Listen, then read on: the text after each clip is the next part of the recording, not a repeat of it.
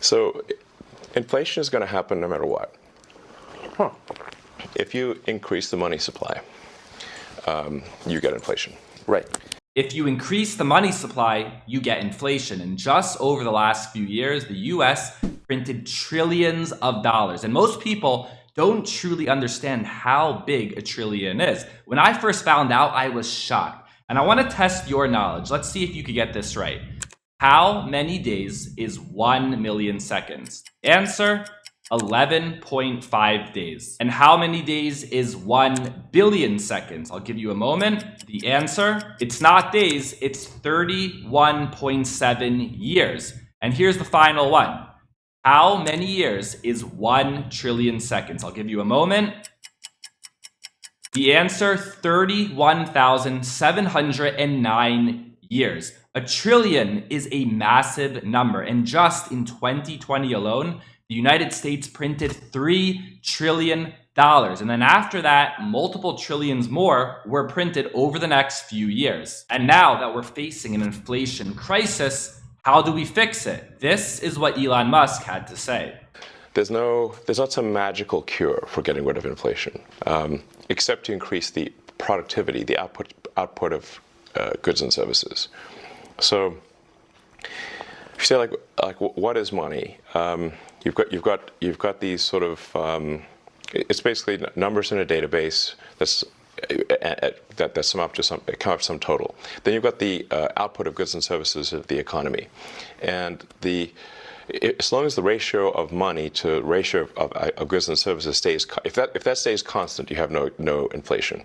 If you add more money, if you add money to the system faster than you increase goods and services, right, then you have inflation. So all of these COVID sort of stimulus bills were not paid for. They just generated more currency, more money was created because the federal government, the checks always pass, unless you hit a debt limit, which there's probably going to be some debt limit crisis later this year. But provided you haven't hit the debt limit, the federal government, unlike state governments or city governments or individuals, can simply issue more money, and that's what they did. As the old saying goes, there's no free lunch. As Elon Musk stated, there's no free lunch. Remember those $1,200 stimulus checks everyone received during the pandemic? Free money, right? I remember at that time I was living in New York City, and $1,200 could barely cover even 1 month rent in New York City. But who cares? It was free money. Well, not exactly. We are now paying for it today with a hidden tax called inflation. And when all those trillions were created, it went to people at the very top. And then the money trickled down to the very bottom where people receive these tiny stimulus checks. This is known as the cantillon effect. And the rich get richer while the poor get poorer. And the media made you believe that inflation is your fault, that it is caused by the consumer. But this is not true. Inflation is made in Washington because only Washington can create money. And any other attribution to other groups of inflation is wrong. Consumers don't produce it. Producers don't produce it. The trade unions don't produce it. Foreign sheiks don't produce it. Oil imports don't produce it. What produces it is too much government spending and too much government creation of money and nothing else. Yes, sir. And I remember as a kid, my mom told me money doesn't grow on trees, but I wish it did. I wish it actually took some effort to create money, because today it's all digital.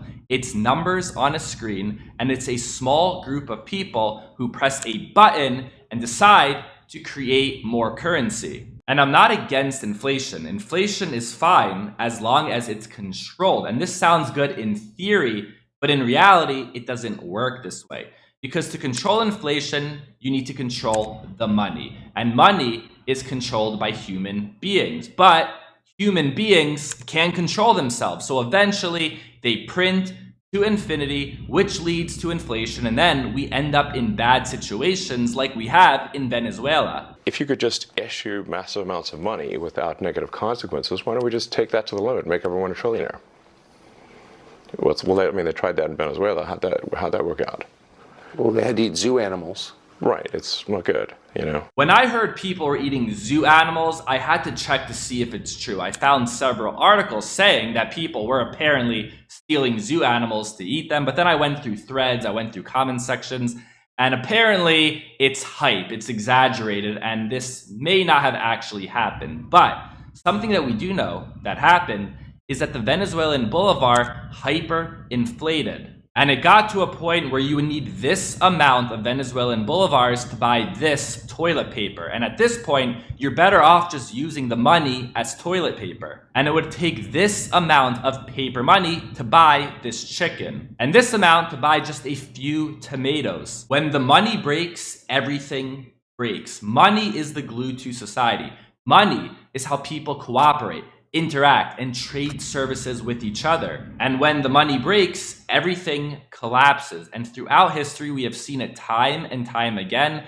Fiat money eventually goes to zero. Even if we look at the Roman Empire, who used precious metals for their currency, they managed to debase it. Their major silver coin used during the first 220 years of the empire was the denarius, which was gradually debased until it contained only 0.5% silver. And this led to hyperinflation, a fractured economy, and eventually the fall of the Roman Empire. So if the problem of money is uncontrolled inflation, well, how do we get to controlled inflation? The answer is decentralized cryptocurrency. Because when you have a decentralized cryptocurrency, instead of having one person or 10 people making the rules are made by thousands of people, even hundreds of thousands of people. So it's harder to change the rules. If you want to change the rules, you'll have to convince more than half of the community. For example, if we look at Bitcoin one day will have a hard cap of 21 million coins. But until then,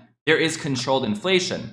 Every 10 minutes, new Bitcoin is created. And then we have proof of stake coins that already have all their coins in circulation and no more will be created. But this can only be guaranteed if the network is actually decentralized. Because if you have a proof of stake coin that is controlled just by a few people, they could decide at any moment to create new coins. And then we have Ethereum, which is very interesting. Ethereum continues to create new coins, but also every time an Ethereum transaction is made, Ethereum is burned. So when the network is very busy, more Ethereum is burned than Ethereum created. And this could lead to times of Ethereum being deflationary. And there's a big misconception about decentralized cryptocurrency. There's this belief that the rules are locked, that they can't change. This is not true. For example, if we look at Bitcoin in the future, there is likely going to be 21 million coins, but it's possible that in the future, the rules change and there are more coins. It's unlikely, but it's possible. Because if in the future, Bitcoin experienced a catastrophic event, it was an emergency, the community would come together and they would change the rules. That's the whole point of decentralized cryptocurrency. It's not that the rules are locked or the rules can't change. It's that the rules can change, but instead of it being up to one person or 10 people, it's up to an entire community. And countries themselves know that fiat currency is on its way out. Therefore, countries are working on central bank digital currencies. And almost every country in the world has a central bank digital currency on the way. And when central bank digital currencies are here, will we even need cryptocurrency? But before you make your next Bitcoin purchase, you must see this graph right here. So go ahead and watch this video.